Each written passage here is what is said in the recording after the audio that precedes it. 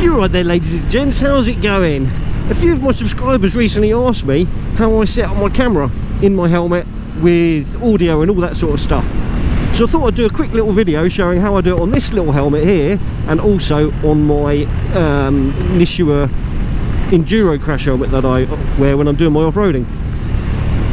The actual kit that I use on both is exactly the same. Just the methods of attaching are slightly different, and the routing of the cables and stuff. But yeah, it's not going to be a very long video because it doesn't really take very long to show you through all this sort of stuff. If you're here for motovlogs and things like that, normal service will resume soon. I just needed to do this for the people that had asked. So yeah, if you've got something you'd like me to do a video on, why not ask? And I might well do it. Keep that bar. Rubber side. So no, like I say, this is just going to be a short little video, and I'm going to go and find myself somewhere to park up, maybe somewhere to grab a burger and a brew as well, and I will run you through the kit that I use and how it all plugs in together and gets this audio that you can hear.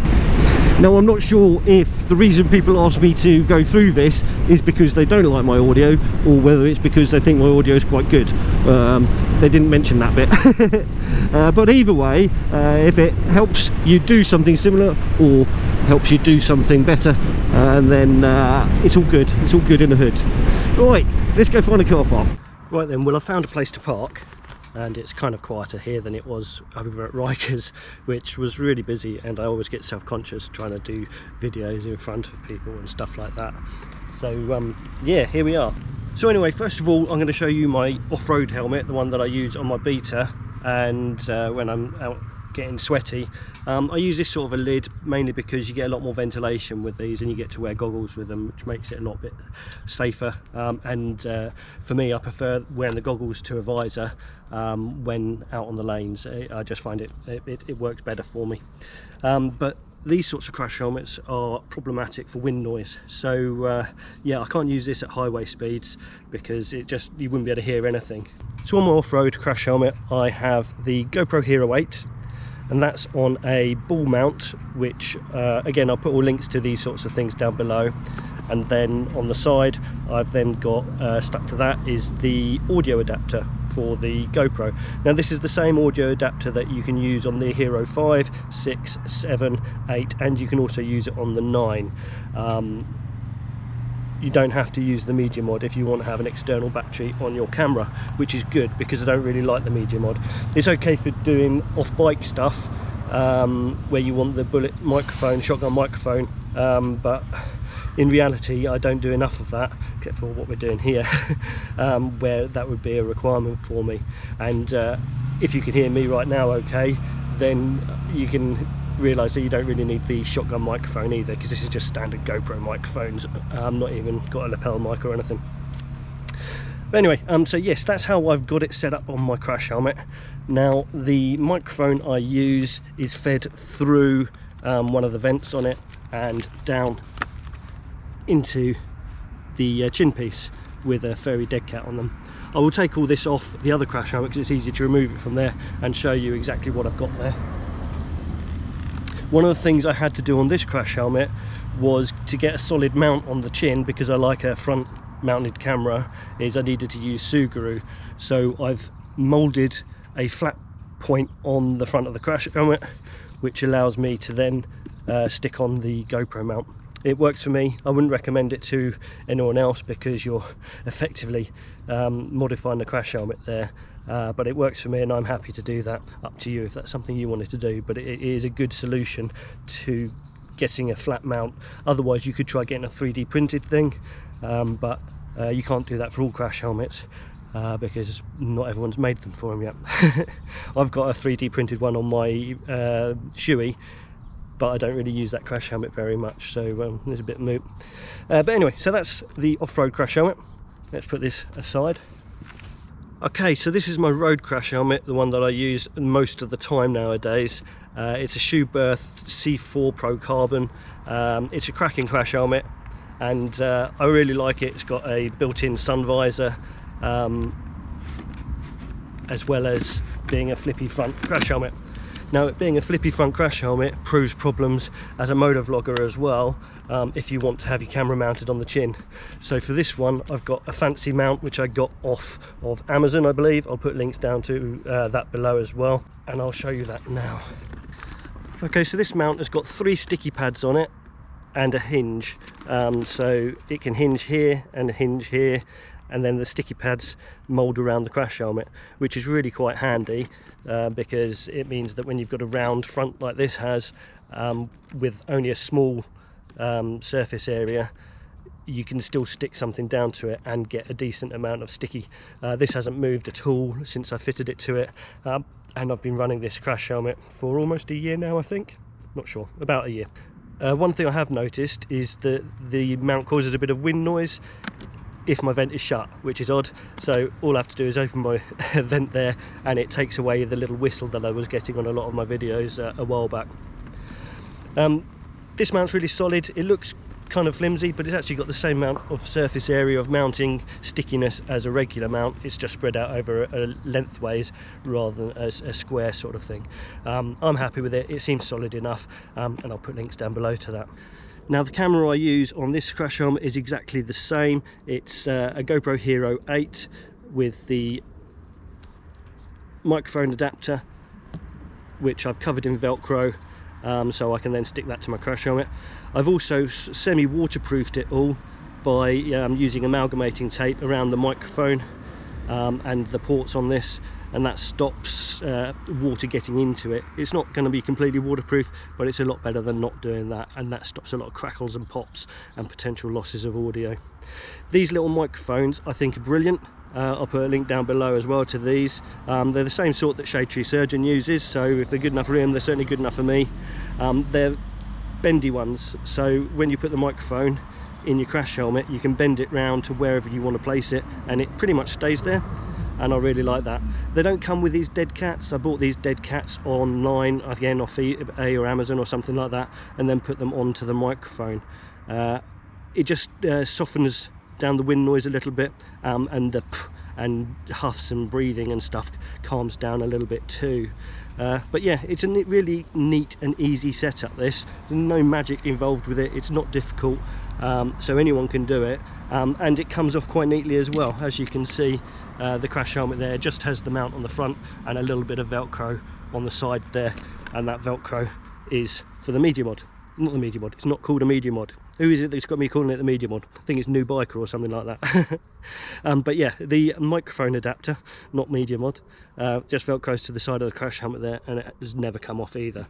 I don't like gluing things to crash helmets particularly. The Sugru is a needs must sort of thing that I use on the enduro crash helmet, but I didn't want to glue anything to this one. It was well, with all the bits and bobs that this one has, it's quite a bells and whistles crash helmet. It was close on £700, I think, possibly even more, because it's got built-in comms unit and all that sort of gubbins. So yeah, I really didn't want to do anything fully permanent to this, so a bit of Velcro which I can pull off. This I can pull off as well and revert the crash helmet completely back to standard, and no one would even know that I motovlogged. So these ball mounts are brilliant. They're the best thing that GoPro do as far as mounting goes, so I do recommend you get one of these. I tend to tilt my head that way a little bit when I'm riding. I'm not sure whether it's just because over the years I'm used to looking past cars, getting ready to overtake, or whether just that's the way my neck leans when I'm tired. Don't know. But yeah, my head goes over to the right a little bit. Having these on a ball mount means even if you don't quite get your helmet mount central, it means you can correct for that, but you can also correct for any nuances of your own body and the faults your body has created for itself over the years. So yeah, my head tilts like this, so I tilt the camera like that a little bit on the crash helmet, so it compensates. So by the end of the journey it will be roughly vertical. At the start it might be slightly tilting the opposite direction, but it sort of works out on average that the camera is roughly pointing where I need it to be most of the journey. It's an incredibly simple setup to put together. So you just put your camera on there. It's a very simple setup on the GoPro. I've had to change this door here, and I've changed that for a Ulanzi G8-7 door, and that allows the port to remain open for the USB-C so I can then plug in the microphone adapter and then the microphone. You need to use this. If you don't use this, then the battery can fall out and stuff when using this microphone adapter. If you use the media mod, obviously you don't need to do that, but the media mod is an absolute ball ache if you want to change the battery on your camera. So this way works far better for me. So this just plugs in here like that. Velcro sticks that to the side of the crash helmet, and then the joy of this being a modular crash helmet means that the microphone just slips up there through the gap between the chin piece and the cheek pads. So with this setup I can still flip the crash helmet up so that I can go shopping and stuff like that. I don't use the helmet when I'm riding with it up, except for in special circumstances, and I wouldn't be recording in them anyway. So it doesn't really bother me that the camera ends up pointing in the wrong direction. The microphone does sometimes slip out a little bit when it's up like this, but again, I very rarely am riding like this, except for like slow maneuvers and stuff like that. And I've never had an issue with the microphone moving from its position in a way that I couldn't get it back in place afterwards. Now, as you can see with it flipped up, it all sits in quite neatly there. And what I do is, with that microphone, once I've put the chin piece down, I just push the end of the microphone into the cheek piece a little bit, just to rest against it. So that's my setup for my road crash helmet and for my dirt bike crash helmet. It's not magic, it's not difficult, anyone can do it, anyone can get good audio if that's what you think I'm getting. It's not the best audio, I'm sure, but it doesn't require any editing in post, except for any singing I might do. MVDBR have requested that I do my outro live as opposed to the recording that I have. Right, let's get back on the bike. Well, I hope you found that interesting and informative if you do all this sort of stuff yourself, and it's given you some ideas on how you can maybe improve on your own audio, or just the setup to make it a little bit neater for yourselves. Yeah, for those of you that aren't interested in how we do these things, you just like watching the videos, I'm sorry if this one wasn't your cup of tea. Not all videos I make will be, but thanks for watching if you lasted this long, even if you weren't really interested in it. Oh, and here comes the rain. Brill, timed that well. Right then, we're almost there, we're almost at the end. So if you haven't done so already, do click that subscribe button. It'd be ace to have you come back and watch some of my more regular motovlogs and stuff like that. And if you like this video, why not give it a little thumbs up? And if you didn't, you can always give it a little thumbs down. I don't mind at all, that's all cool.